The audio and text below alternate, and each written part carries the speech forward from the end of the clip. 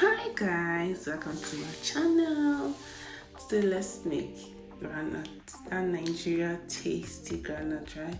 So I went ahead to pick out the bad ones from my groundnuts so that by the time I'm done frying it, I won't be eating soured one and, should I say, spoiled one and good ones.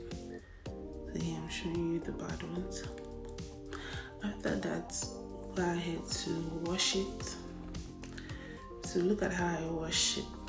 You just pour in water, use your hand to massage it so as to remove the dust and so on, just save it out.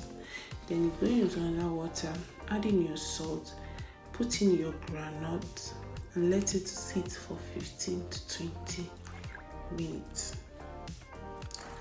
So you can soak in the salt in it.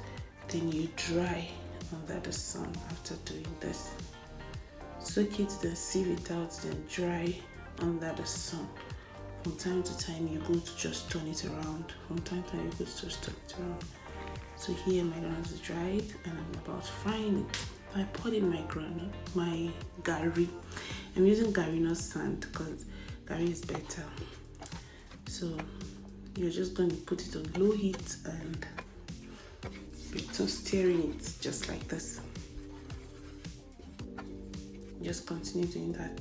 You can see here now my groundnut has changed color. So you just continue frying it until it gets to this golden brown. You continue frying it just like this. Then after this, you use your sieve and sieve it out. After sieving it out, you allow it to cool down before you start peeling the back. If you don't allow it to cool down, the back of the groundnut won't peel out. You peel it just the way I'm doing it. Then you blow out the chaff or the back of the groundnut, and here you have it. This is just the first set. I'm going to go fry the rest. Bye. Thank you for watching. Please don't forget to subscribe to my video. It will mean the world to me. Thank you. Bye.